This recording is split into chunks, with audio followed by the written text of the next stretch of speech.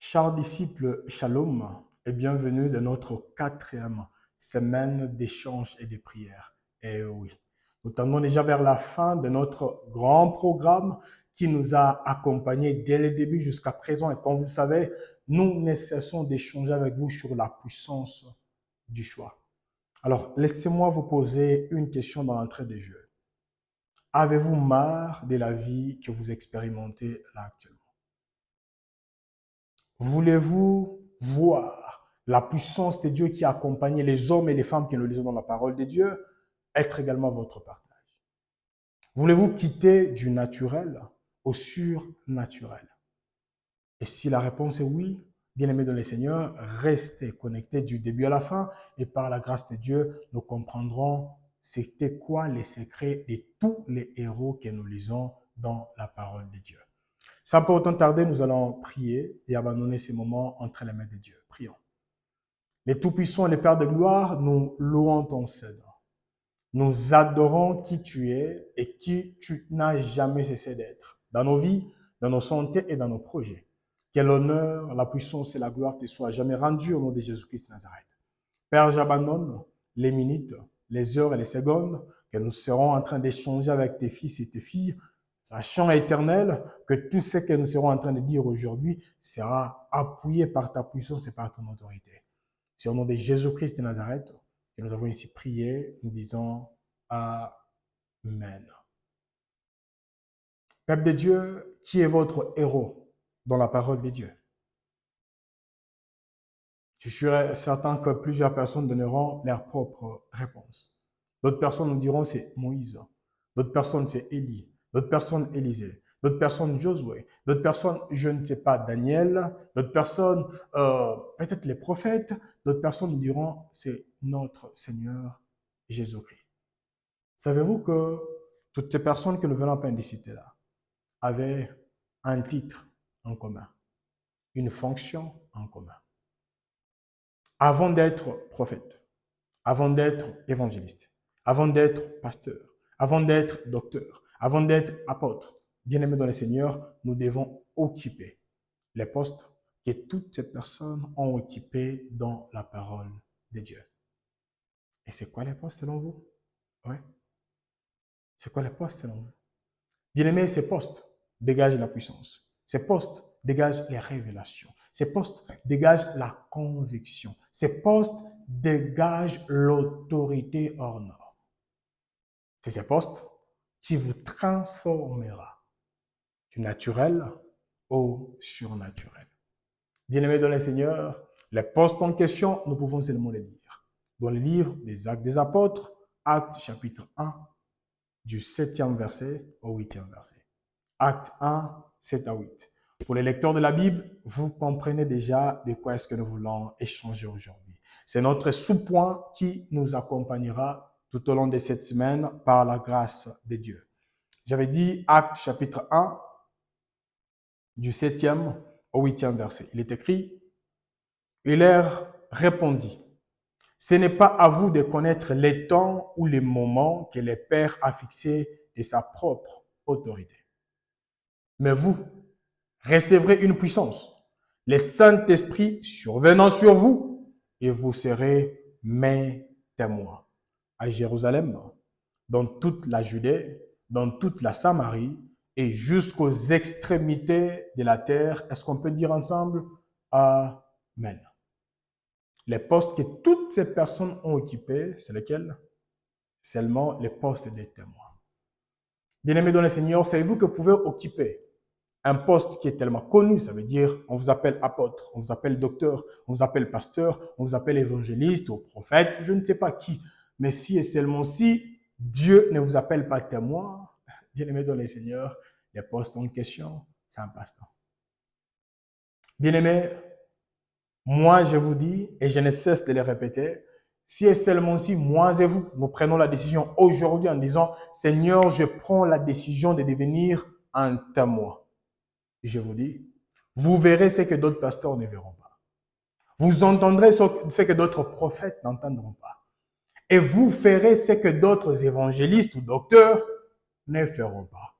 Et vous recevrez des révélations profondes de la parole de Dieu que même d'autres docteurs ne sauront recevoir. Et vous dirigerez des peuples que même les pasteurs, entre parenthèses, ne pourront diriger. Et c'est quoi les secrets? C'est prendre seulement la décision en disant, dès maintenant, je prends la décision de devenir un témoin. Les témoins de Dieu dans ma famille, les témoins de Dieu dans mon couple, les témoins de Dieu dans mon quartier, les témoins de Dieu partout où il m'a déjà placé. Et je vous dis, bien-aimés dans le Seigneur, vous brillerez et personne ne saura ou ne pourra éteindre cette lumière. C'est seulement si vous prenez la décision de devenir premièrement témoin et deuxièmement, vous faites ce qu'un témoin doit nécessairement faire ou développer. C'est très important. Bien-aimés dans le Seigneur, pour arriver dans la conclusion de l'apôtre Paul qui a dit « Je sais en qui j'ai cru », comprenons très bien que l'apôtre Paul n'a pas vécu avec Jésus-Christ physiquement parlant, mais l'apôtre Paul a vu Christ et directement sa vie a changé. Bien-aimé, il est impossible de devenir témoin sans passer par la transformation. Voilà pourquoi je l'ai toujours dit, il n'y a pas de témoin sans témoignage. Il n'y a pas de témoignage sans puissance. Il n'y a pas de puissance sans connaissance. Il n'y a pas de connaissance sans révélation. Il n'y a pas de révélation sans crucifixion. Il n'y a pas de crucifixion sans amour. Et il n'y a pas d'amour sans Dieu. Car Dieu est amour. D'autres personnes nous diront, moi, je suis un témoin. Ouais, je suis un témoin. Et dis-moi, vous êtes témoin de quoi ou de qui? Qu'avez-vous vu? Qu'avez-vous entendu? Bien-aimés dans le Seigneur, vous ne pouvez pas vous improviser témoin. Lisons ici, la parole nous dit, le Seigneur Jésus savait que les disciples avaient la connaissance. Les disciples ont vu les miracles. Les disciples ont palpé la grandeur de Dieu pendant 3 ans et demi. Et le Seigneur Jésus les a prêchés même après la résurrection. Il continuait toujours à prêcher. Mais à la fin, avant qu'il ne puisse monter, il a dit, malgré la connaissance que vous avez, malgré tout ce que vous avez vu, vous avez entendu, tout ça c'est bon. Mais il vous manque une dimension, la dimension des témoins.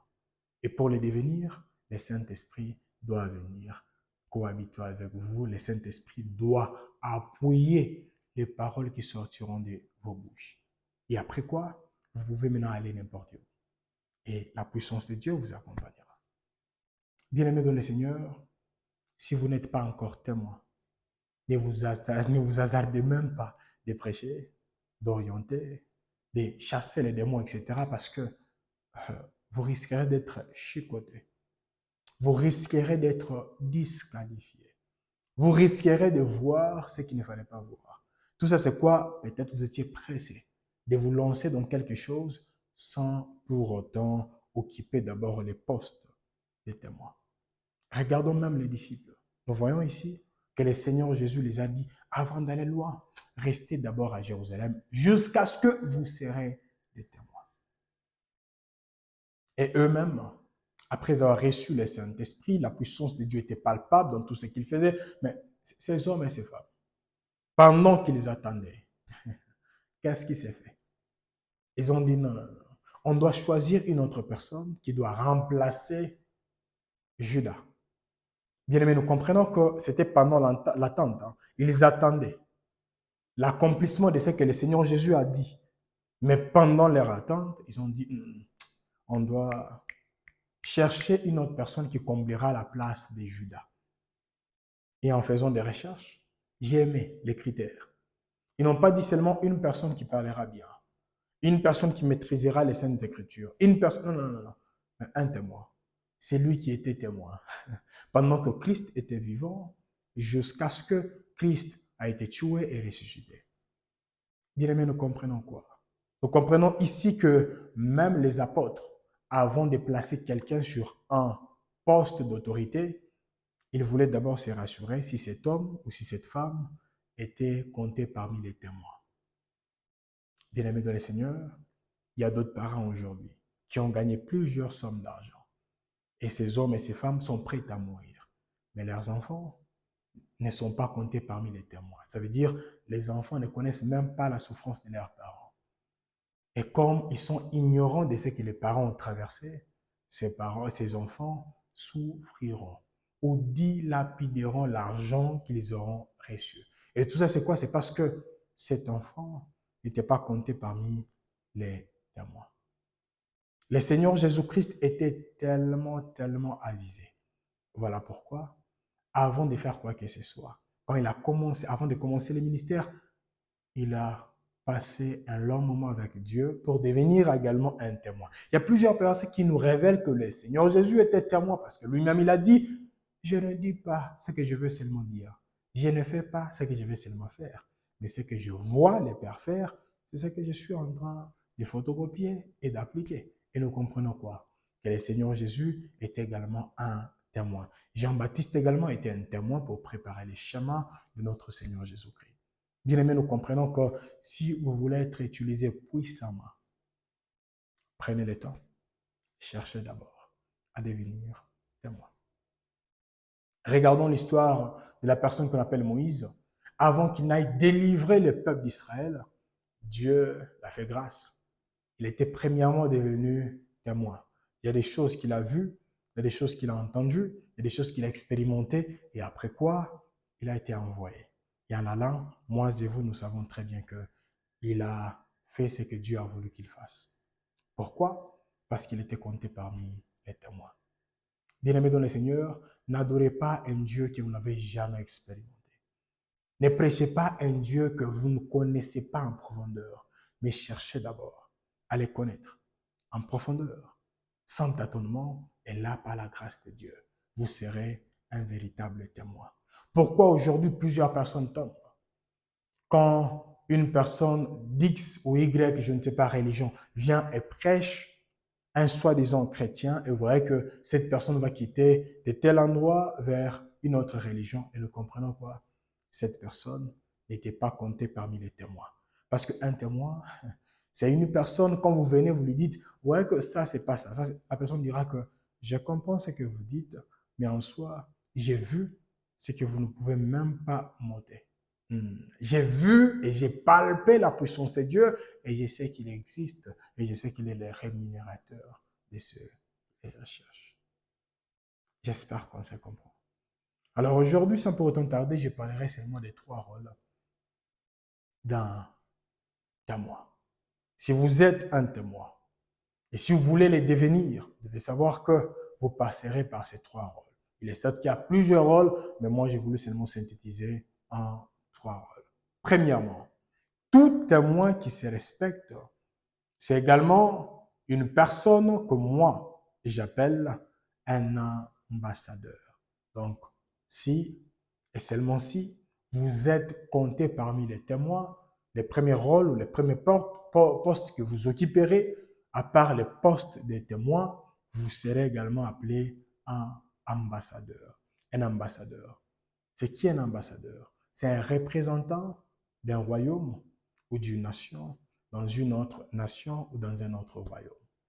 Bien-aimés dans les Seigneurs, n'est-ce pas, la parole nous dit dans les livres des 2 Corinthiens chapitre 5, le 20e verset, 2 Corinthiens 5, 20, il est écrit, nous faisons donc les fonctions d'ambassadeurs pour Christ. Bien-aimés dans le Seigneur, un témoin devient également un ambassadeur.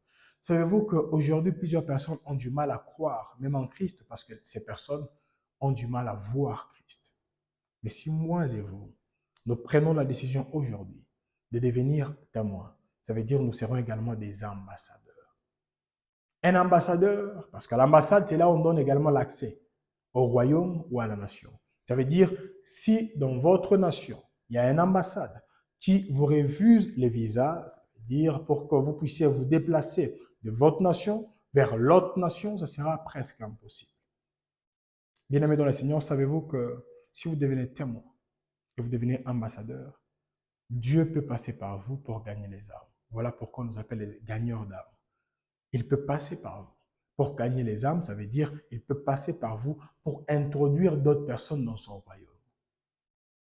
Et le diable peut passer par une autre personne pour introduire plusieurs personnes dans son propre royaume. Bien-aimés dans le Seigneur, êtes-vous compté parmi les ambassadeurs? Un ambassadeur, c'est un représentant légal. Et quand quelqu'un vient vous suivre, est-ce que la personne peut se dire même à l'intérieur d'elle-même que je suis en face d'un ambassadeur? D'une personne, parce qu'un ambassadeur a également une connexion directe avec sa nation. Un ambassadeur connaît le nom et pourquoi pas les caractères de son chef ou de son président, de son roi. Bien-aimé, connaissez-vous votre Dieu? Un ambassadeur ne se conforme pas. Il peut se retrouver dans X nations, mais il ne peut pas se conformer à tout ce qui se passe dans cette nation-là. Bien-aimé dans le Seigneur, si vous dites que dans ma famille, je vais devenir témoin, donc vous dites indirectement, dans ma famille, je vais devenir ambassadeur. Et quand on nous parle d'un ambassadeur, ça veut dire vous devez combattre la conformité. Mais si vous tombez dans la conformité, là-bas on fait ceci ou cela pour gagner de l'argent. Là-bas on peut mentir, là-bas, et vous également vous tombez dans ça, bien-aimé dans le Seigneur, vous n'êtes plus ou vous n'êtes pas compté parmi les ambassadeurs. Et si vous voulez être compté parmi les ambassadeurs, bien aimé, vous devez dépendre à 100% de votre pays d'origine.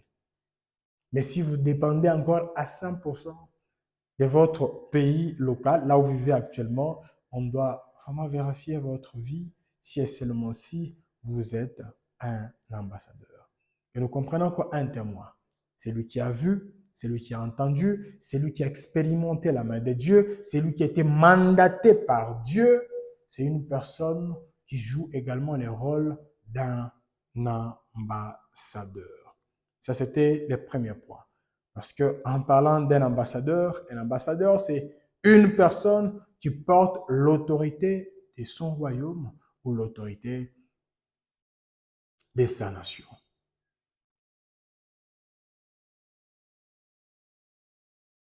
Bien-aimés dans le Seigneur, avant de passer au deuxième point, laissez-moi vous rappeler que si vous devenez ambassadeur de X nations, vous devez incarner la langue et les langages du gouvernement en place. Vous devez parler comme eux et vous devez vous conformer à leur agenda. Bien-aimé, Dieu a son agenda. Les connaissez-vous? Mais si vous voulez que Dieu accomplisse seulement votre agenda, bien-aimé, ça veut dire que vous devenez Dieu et Dieu devient maintenant votre ambassadeur. Comme je l'ai toujours dit, la Bible nous dit, l'Éternel est mon berger, je ne manquerai de rien. Mais si l'Éternel devient votre brebis, bien-aimé dans le Seigneur, vous manquerez de tout. Un ambassadeur incarne la vision du gouvernement en place, incarne la culture même de sa nation. Ne soyez pas conformés, ne vous conformez pas, mais soyez transformés. Le deuxième rôle que joue un témoin joue le rôle d'une sentinelle. Un témoin joue le rôle d'une sentinelle. Ézéchiel chapitre 33, le 7e verset. Ézéchiel 33, 7. Il est écrit, « J'étais établi comme sentinelle. » Et on continue en disant, « Tu écouteras la parole de ma bouche. » Bien-aimé dans le Seigneur, un témoin, c'est également une personne qui joue le rôle d'une sentinelle. Une sentinelle fait quoi? Elle veille. Maintenant, vous, en tant que témoin, vous devez veiller sur quoi? Veillez premièrement sur vous-même. Il y a plusieurs versets que je pouvais donner, mais nous allons un peu rapidement. Premièrement, vous devez veiller sur vous-même. Deuxièmement, veillez sur tout ce qui se passe tout autour de vous. Et troisièmement, veillez sur la parole de Dieu, afin que ce que Dieu a dit, que cela puisse s'accomplir. Bien-aimés dans le Seigneur, vous pouvez être témoin. Mais si vous ne veillez pas sur votre cœur, bien-aimés dans le Seigneur, l'ennemi vous utilisera vous-même pour détruire la vie de plusieurs personnes. C'est vous qui a d'autres personnes qui ont joué le rôle d'une sentinelle étant témoin, mais ces personnes ont vu des choses que d'autres personnes ne voyaient pas, et comme ils n'ont pas pu ils n'ont pas su également protéger leur cœur. Ces personnes ont commis des bêtises comme pas possible. Bien-aimés dans le Seigneur, en tant que sentinelle, avant de veiller sur les autres, veillez sur vous-même. Parce que si vous vous dites que je suis une sentinelle, mais vous mangez tout ce que les autres mangent, vous consommez tout ce que les autres consomment, et vous dormez pendant que tout le monde dort, bien-aimés dans le Seigneur, on doit se poser mille et une questions. Êtes-vous véritablement une sentinelle? Parce qu'une sentinelle doit être disciplinée et non indisciplinée. Et si vous voulez être compté parmi les témoins, acceptez également que les fonctions des sentinelles et d'autres fonctions soient attachées à votre personne. Bien-aimés dans le Seigneur, êtes-vous prêt ou prête à devenir premièrement ambassadeur et deuxièmement sentinelle? Veillez sur l'accomplissement de la parole de Dieu. Oui, il a dit qu'il délivrera votre sœur. Il a dit qu'il délivrera votre nation. Je ne sais pas qui, mais savez-vous comment veiller pour que cela puisse s'accomplir du début à la fin? Un témoin, c'est lui qui a vu, c'est lui qui a entendu, c'est lui qui a été mandaté par les pères. C'est une personne qui joue également le rôle d'une sentinelle dans la vie d'autres personnes. Parce qu'il y a d'autres personnes, c'est vous qui êtes la sentinelle de votre maison, mais vous dites, mais d'après tout, dans cette maison, il n'y a que moi qui vois avant que la chose ne puisse arriver. Bien aimé, sommes-nous tous obligés de voir ce que vous voyez? Il y a d'autres personnes, c'est attaché à les rappels. Même si nous prions tous comment, même si nous gênons tous comment, il y a d'autres choses que d'autres personnes verront et d'autres choses que d'autres personnes ne verront pas. Pourquoi? Parce que c'est attaché à l'appel de tout un chacun de nous. Une sentinelle veille sur son cœur, comme nous dit Proverbe chapitre 4, le 23e verset. Nous n'aurons pas le temps vraiment de nous focaliser sur ces passages. Une sentinelle veille sur les âmes autour d'elle. Une sentinelle alerte quand les dangers spirituels approchent. Une sentinelle reste sensible à la voix du Père. Une sentinelle reste éveillée afin de protéger tout ce que Dieu a donné à tel, à tel, à tel, ou tout ce que Dieu lui a confié en personne. Êtes-vous prêt ou prête à devenir une sentinelle? La troisième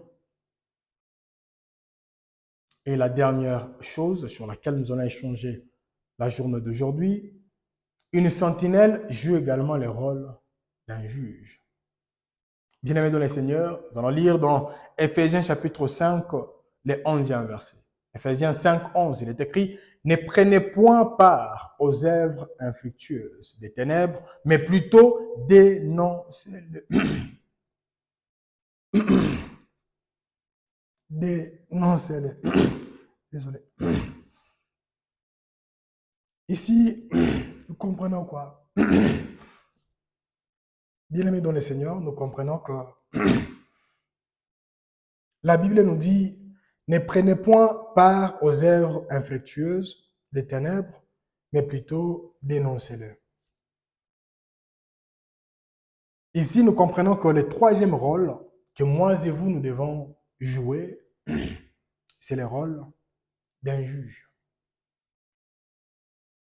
Et quand nous parlons que nous devons jouer le rôle d'un juge, on ne nous dit pas que nous devons être là pour condamner les hommes et les femmes qui nous entourent. Loin de là.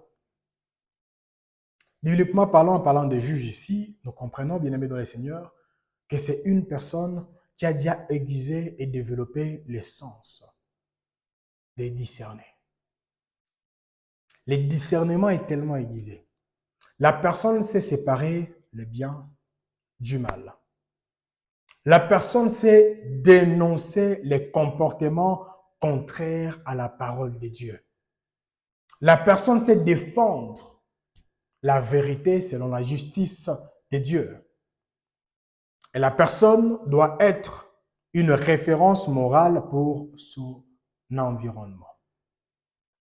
Bien-aimés dans le Seigneur, ici nous comprenons quoi? Un témoin est placé également à une place ou à un poste où la personne jouera les rôles d'un juge.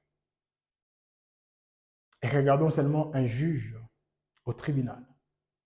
Il peut condamner ou acquitter. Et c'est la même chose que j'aimerais dire. Quand on devient un témoin, on peut également condamner et acquitter. Je vous donne un exemple typique. Prenons l'exemple, vous dormez. Et en dormant, Dieu vous révèle que tout ce que vous êtes en train d'expérimenter là actuellement, il y a une main noire derrière tout ça. Qu'est-ce que vous ferez? En vous réveillant, en tant que juge, vous direz, à partir de maintenant, je suis en train de stopper cette hémorragie au nom de Jésus-Christ de Nazareth. À partir de maintenant, je suis en train de dire ceci ou cela. Mais qu'est-ce qui s'est passé? C'est parce que vous, Dieu vous a connecté maintenant dans la dimension des témoins. Ça veut dire, vous pouvez voir clairement ce qui se passe au-delà de ce que nos yeux peuvent présentement voir. Peuple de Dieu, nous comprenons quoi ici? Dans tout ce que j'ai dit, j'ai voulu seulement souligner une chose en disant, bien-aimés, nous devons travailler journalièrement pour, premièrement, devenir témoins et deuxièmement, représenter valablement notre royaume. Parce que nous portons le nom de notre Dieu. Nous représentons comment valablement notre royaume? C'est en occupant également les postes d'ambassadeur. Et en occupant les postes d'ambassadeur, ça veut dire quand quelqu'un nous regarde, la personne doit voir Christ. Deuxièmement, en occupant les postes d'une sentinelle. Et là, une sentinelle ne veille pas sur sa propre vie seulement, mais une sentinelle veille sur elle-même et sur les autres. Et troisièmement, en occupant les postes d'un juge. Et là, nous commençons à prendre autorité, stopper et accepter que d'autres choses puissent arriver et que d'autres choses ne puissent pas arriver, tout en connaissant la volonté du Père. Parce qu'il n'y a pas de juge. Un juge, mais qui n'est pas passé sur les bancs de l'école. Non, non, non. Un juge, normalement, doit étudier et comprendre la loi avant de l'exercer publiquement. Bien-aimés dans le Seigneur, avant que nous puissions nous lancer dans la prière, laissez-moi vous poser la question. Êtes-vous prêt ou prête à devenir un témoin? Un témoin dans votre propre famille. Un témoin, ça peut être dans votre nation. Un témoin, ça peut être dans votre entourage. Un témoin, je ne sais pas où. Mais si oui, parce qu'il y a d'autres personnes qui disent, Seigneur, ouvre-moi les yeux. Je veux voir tout ce qui se passe. Bien aimé, vous dites indirectement, je vais devenir témoin. Savez-vous qu'en acceptant de devenir témoin, vous acceptez également de devenir martyr? Parce que tous les témoins sont également une cible de l'ennemi. Lorsque vous connaissez trop, on vous attaquera. Voilà pourquoi actuellement, même quand il y a procès, etc., on cherche toujours à faire disparaître les preuves. Et quand nous parlons des preuves, nous parlons également des personnes qui portent les preuves. Bien-aimé dans le Seigneur, ce n'est pas seulement l'honneur en disant ouais, je vais devenir une personne sensible au Saint-Esprit, je vais voir, je vais entendre, je vais parler, tout ça c'est bon. Mais comprenez que derrière tout ça, il y a également la mort. Et avant que la mort physique ne puisse nous attraper ou nous visiter, il est important, bien-aimé dans le Seigneur, que nous puissions accepter de mourir à soi-même. Parce que si nous acceptons de mourir à soi-même, bien-aimé dans le Seigneur, il y a d'autres choses que l'ennemi planifiera contre nous. Ça ne nous fera ni chaud ni froid. Pourquoi? Parce qu'on sera déjà bien préparé avant que le pire ne puisse arriver. Et si et seulement si on prend le temps de développer ces mindsets, premièrement d'ambassadeur, disons que je ne suis pas n'importe qui. Deuxièmement, d'une sentinelle, en disant je suis également la cible, je ne suis pas des uns et des autres, et je ne dois pas dormir pendant que les autres dorment, et je ne peux pas somnoler pendant que les autres somnolent, et je ne peux pas manger ce que les autres mangent, parce que je suis une sentinelle. Et en dernier lieu, je dois savoir comment veiller sur moi-même, parce que je suis un juge. Et je vous dis, Dieu nous fera du bien. Que l'Éternel bénisse sa parole. Bien-aimés dans le Seigneur, sans pour autant tarder, nous allons prier et abandonner nos vies entre les mains de Dieu. Si ce message a été une bénédiction pour vous, et peut-être qu'il y a des hommes et des femmes nous suivant, la personne dit, avant qu'une chose ne puisse arriver dans ma famille, avant qu'une chose puisse arriver, ça peut être dans mon entourage, dans ma propre vie, Dieu m'a toujours révélé. Ça peut être dans ma nation, Dieu m'a toujours révélé. Bien-aimés dans le Seigneur, au travers de ces messages, vous avez compris que vous êtes déjà compté parmi les témoins. Vous voyez ce que les autres ne voient pas. Vous entendez ce que les autres n'entendent pas. Alors, il est important de vous laisser équiper par le Saint-Esprit, équiper par les Tout-Puissants, afin de ne pas tomber dans le piège de l'ennemi. Et là, actuellement, nous allons prier. Ça peut être pour nous-mêmes, en disant, Seigneur, fais-moi grâce que je sois compté parmi les témoins. Et deuxièmement, prions pour tous les témoins que nous connaissons. Parce qu'il y a d'autres personnes, avant qu'une mauvaise chose ne puisse vous arriver, Dieu a toujours touché quelqu'un. Et la personne, vous la connaissez.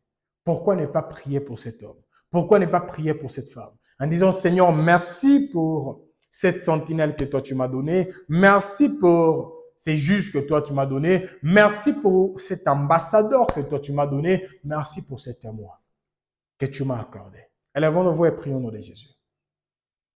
Les créateurs des cieux et de la terre, nous te disons merci. Merci éternel pour cette opportunité. Tu as permis à ce que nous puissions échanger avec ta fille, ton fils, se focalisant sur ta parole. Seigneur, je te dis merci. Merci éternel désormais pour les opportunités. Merci pour tout ce que tu as fait. Et merci pour tout ce que tu ne cesses éternel désormais d'accomplir dans nos vies, dans nos santé, dans nos projets au nom de Jésus-Christ de Nazareth. Père, j'abandonne éternel désormais nos vies entre tes saintes mains.